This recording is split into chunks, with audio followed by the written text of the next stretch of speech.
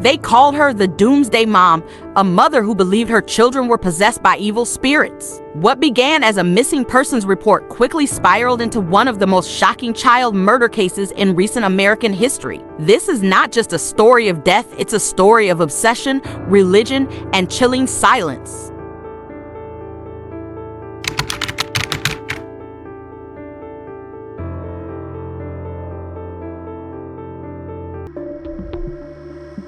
It was September 2019 when 7-year-old Joshua J.J. Vallow and 16-year-old Tylee Ryan were last seen. Both children had recently moved with their mother, Lori Vallow, to Rexburg, Idaho.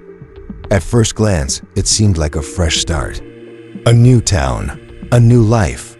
But what no one knew was that the move was just one piece of a very disturbing puzzle.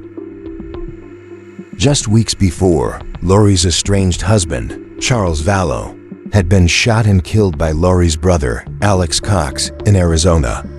The incident was labeled self-defense, but it raised eyebrows. Why had Lori not shown any emotion? Why did she throw a pool party the very next day? Lori's behavior became increasingly erratic. Friends noticed she talked obsessively about the end of the world and how she had been chosen to lead during the second coming of Christ. She claimed she could see people's spiritual ratings, labeling some as light and others as dark. Once someone was dark, they were considered beyond saving. This is where Chad Daybell enters the story. Chad was a religious author and podcaster who promoted extreme apocalyptic beliefs. He claimed to have visions of the end times and said some people were already possessed by evil spirits. Lori was captivated. She believed they were spiritual soulmates who had been together in past lives.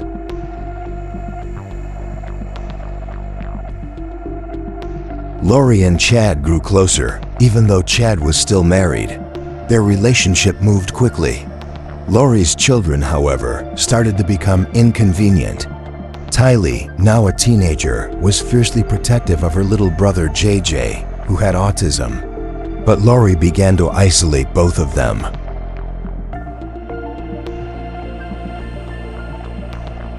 The last known photo of Tylee was taken on a family trip to Yellowstone National Park on September 8, 2019. A few weeks later, JJ was seen at school, but then pulled out, with Lori telling the school she was planning to homeschool him. By November, concerned relatives, especially JJ's grandparents, hadn't heard from the kids in weeks. They contacted police and asked for a welfare check. When officers showed up at Lori's house, she lied. She claimed JJ was with a friend in Arizona. That wasn't true. Within days, Lori and Chad had packed their things and vanished, fleeing to Hawaii. While investigators desperately searched for JJ and Tylee, Lori was relaxing on the beach with Chad, getting married, smiling for wedding photos, and acting like nothing had happened. The media caught wind of the bizarre case. A mother refusing to help find her missing kids. A new husband who just lost his wife under suspicious circumstances. A trail of deaths, lies, and cult-like beliefs. And still, no trace of JJ or Tylee. Police began re-examining everything. Chad's wife, Tammy Daybell, had died in her sleep just a few weeks before he married Lori. Her death was originally ruled natural. Now it was suspicious enough that authorities exhumed her body for a second autopsy. Meanwhile, Lori and Chad kept silent. No public pleas for their kids. No cooperation. Just one eerie, smiling photo after another. As pressure mounted, Lori was arrested in Hawaii in early 2020 and extradited back to Idaho. Still, she refused to say where her children were. The question now echoed across America. Where are the children? On June 9, 2020, the answer finally came. After months of pressure, authorities executed a search warrant at Chad Daybell's home in Salem, Idaho. They brought shovels, cadaver dogs, and a team that had waited too long for justice.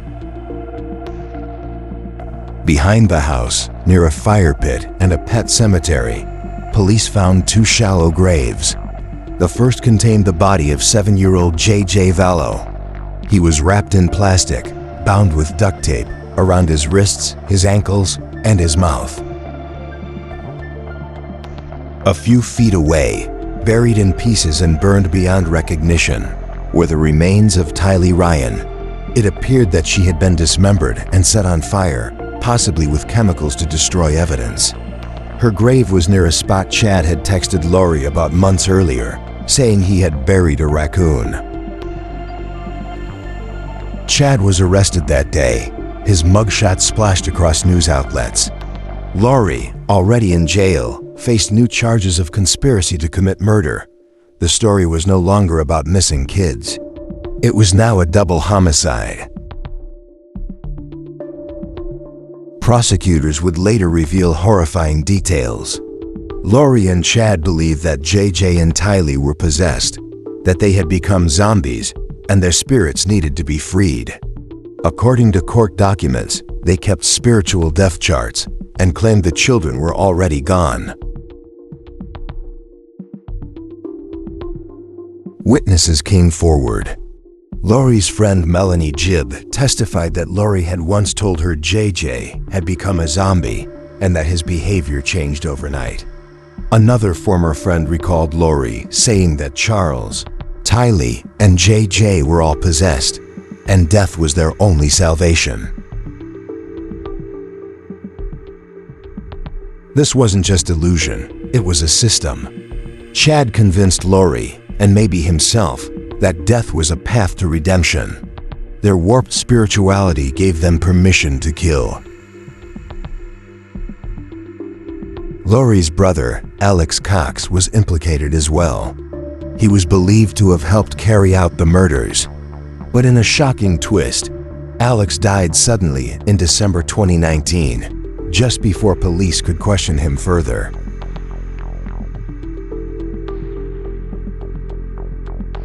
By 2023, Lori's trial finally began. The courtroom heard it all: text messages about burning portals, audio clips about evil spirits, and stories of a woman so consumed by prophecy that she chose murder over motherhood. After weeks of testimony, Lori Vallow was found guilty on all charges, including first-degree murder and conspiracy to commit murder. She was sentenced to life in prison without parole. Chad Daybell, still awaiting trial, faces the death penalty. His trial is expected to be equally disturbing, with prosecutors hoping to expose the full extent of his influence. This case shook the nation, not just because of its brutality, but because of its betrayal. Two innocent children were robbed of their futures by the very person meant to protect them. The world will remember their names: J.J. Vallow, Tylee Ryan, and it will remember their mother, not with sympathy, but with horror.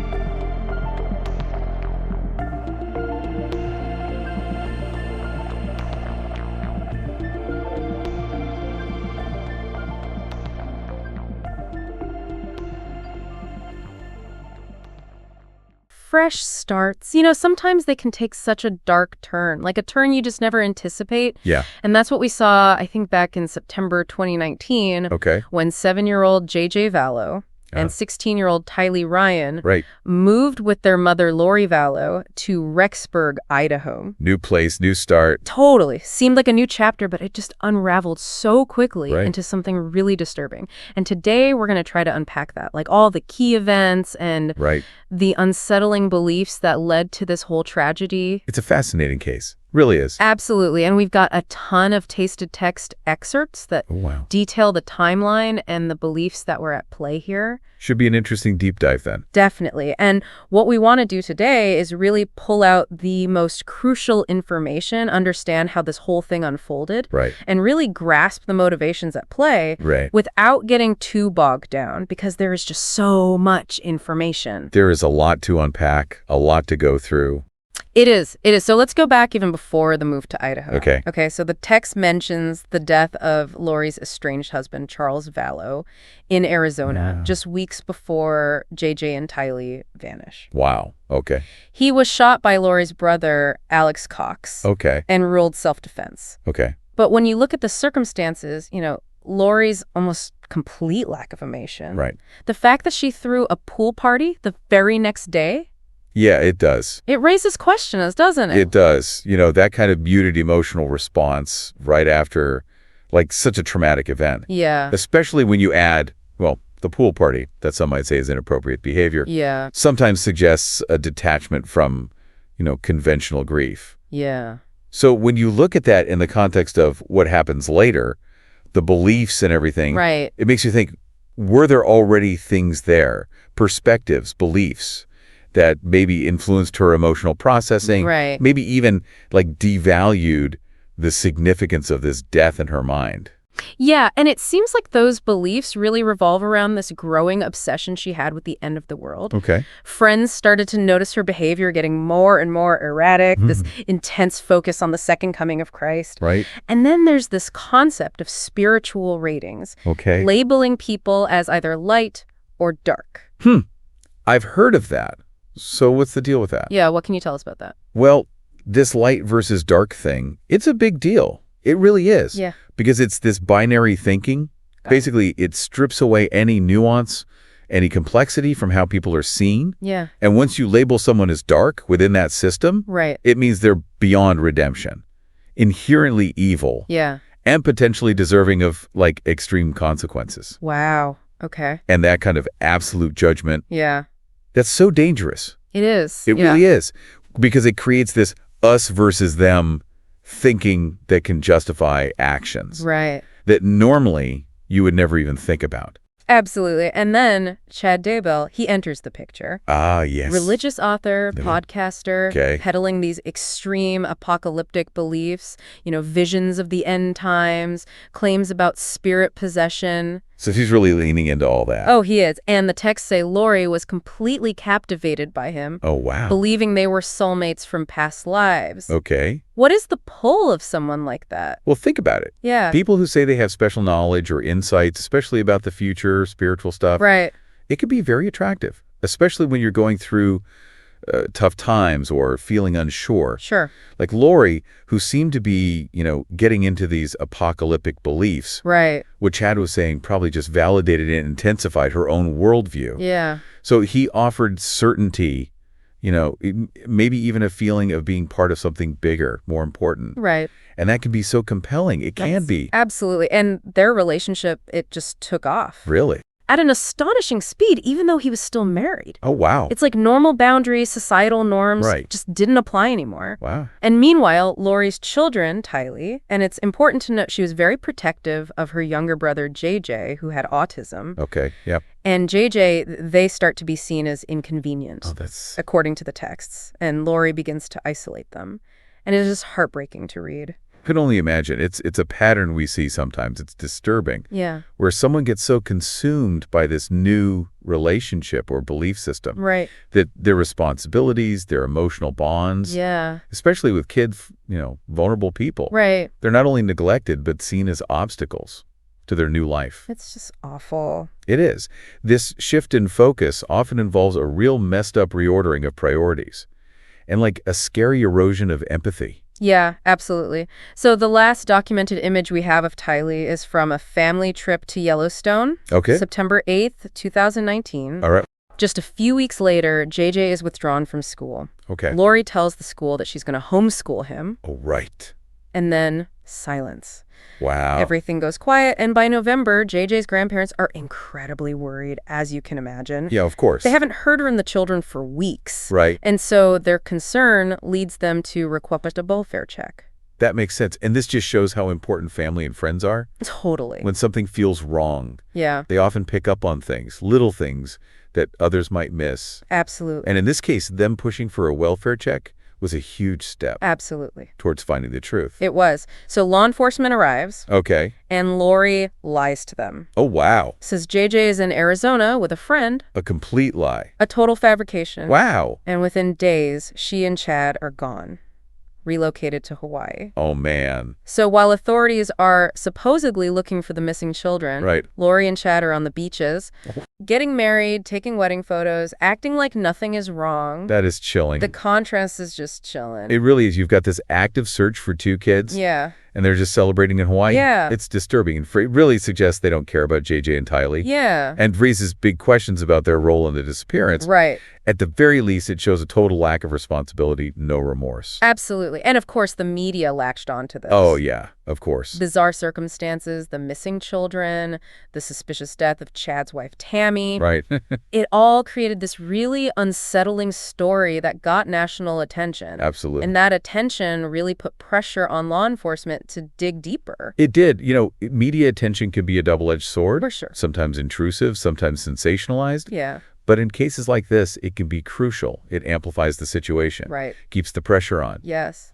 And sometimes it can even lead to new information coming out, witnesses who might have stayed quiet otherwise. Absolutely. So the investigation intensifies, especially around the death of Chad's wife, Tammy Daybell. Okay. She had died in her sleep, initially ruled natural causes. Right. But he gets remarried to Lori just weeks later. Yeah. So suspicion naturally arose. Of course. And eventually, they exhumed her body for a second autopsy. Wow. What did that tell us about the investigation? Well, exhuming Tammy Daybell's body was huge. Yeah. It meant investigators thought there might be a connection between her death and the kids disappearing. Right. And that maybe something bad happened to her, too. Exhumation, it's not a decision made lightly. No. It suggests they're starting to think something more sinister was going on than just natural causes. Right, right. And throughout all this, Lori and Chad are silent. Oh, wow. Really? There are no public pleas to help find the children. Huh. No offers to cooperate with the investigation. That's so strange. Just those wedding photos from Hawaii. And then, early 2020, Lori's arrested in Hawaii, Okay. brought back to Idaho. Mm-hmm. And even then, she refuses to say where JJ and Tylee are. Her staying silent like that, Yeah. even with legal pressure, public scrutiny, Yeah, it's telling. it is. It suggests she's stuck in this belief system, refuses to admit any wrongdoing, Yeah. doesn't even acknowledge what might have happened to her kids. Right. This lack of cooperation just fueled suspicions even more. Right. And so for months, this agonizing question hung over everything. I can imagine. Where are JJ and Tylee? Yeah, It became this point of national concern and morbid fascination. it makes sense. And then, Then, June 9th, 2020, it feels like forever for everyone involved. Right. The truth starts to come out. okay. They executed a search warrant at Chad Daybell's property. What were they hoping to find? Well, that search warrant was a turning point. After months of investigation, Lori not talking, it seemed more and more like the kids were gone. Right. And that Chad's property held the answers. They even used cadaver dogs, which tells you a lot. It does. And behind the house, they made a horrific discovery. 2 shallow graves. Awful. 7-year-old JJ Vallow was wrapped in plastic, bound with duct tape near a fire pit. Oh, God. And not far away, near a pet cemetery, the burned and dismembered remains of 16-year-old Tylee Ryan. It's just horrible. It's awful. And there's this chilling detail. What's that? A text Chad sent to Lori months before talking about burying a raccoon. Oh, no. In the same area where they found Tylee. That's... What do you make of that? It's dehumanizing. So disturbing. To use a word like that for a human being Yeah. shows how detached they were. Right. Trying to downplay what they did. Yeah. Even in private messages. Chad was arrested that day, and the case immediately shifted from missing persons to double homicide. Right. And as this legal process unfolds, the prosecutors start revealing the motives. Okay. They said Lori and Chad believed JJ and Tylee were possessed and had become zombies whose spirits needed to be freed. How can someone believe that? I know. It's hard to comprehend. It is.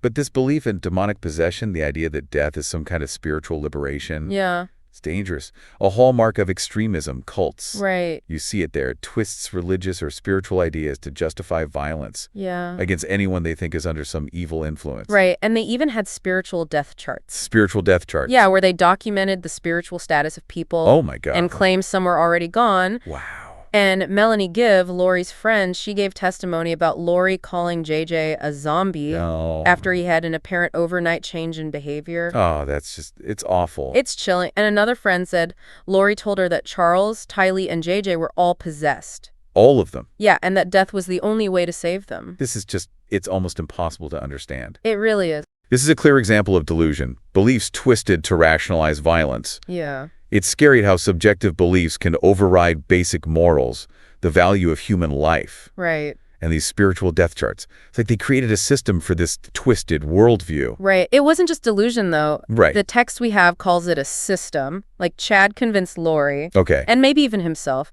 that these murders were somehow necessary Oh, my God. for redemption. Wow. This warped spirituality, it gave them justification. So it's more than just random delusion. It's Yeah. like a whole belief system they created for themselves. Exactly. No matter how crazy it sounds to everyone else, Yeah. inside that system, normal morality, empathy, they don't apply anymore. And the influence Chad had over Lori, it's just frightening. Yeah, it's that powerful influence one person can have, especially when the other person's vulnerable, looking for answers. Right. That's how these dangerous ideologies take hold. Absolutely. Now, we can't forget about Lori's brother, Alex Cox. Right. He's suspected of being directly involved in the murders. Okay. But he died suddenly in December 2019 before authorities could really question him. Oh, wow.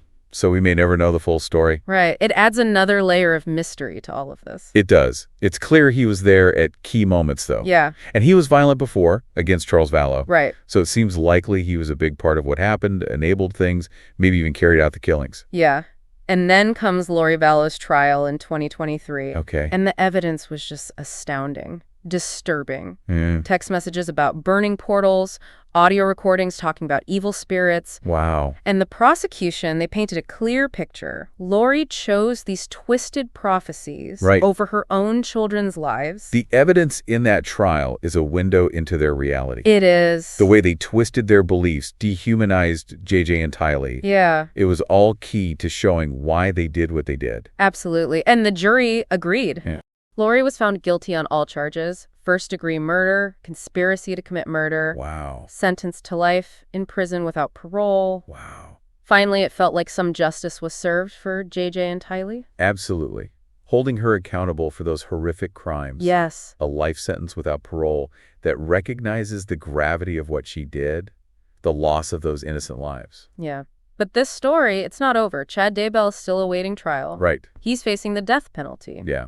I bet that trial will be just as disturbing. It's expected to be. The prosecutors are aiming to really expose how much influence he had. Right. And the specifics of his involvement in the murders. Yeah, I think Chad Daybell's trial will uncover even more about how these beliefs took root and spread, understanding his role, how much he influenced Lori. Right. It's crucial to really grasp what happened. Yeah. And to get justice. Absolutely. This case had such a huge national impact. I remember. It wasn't just the brutality, but the betrayal of what it means to be a parent. Totally. To protect your kids. And we can't forget them, JJ Vallow, Tylee Ryan. We have to remember their names. Absolutely. We have to remember JJ and Tylee. Yeah. Their story reminds us of what happens when extremism goes unchecked. Right.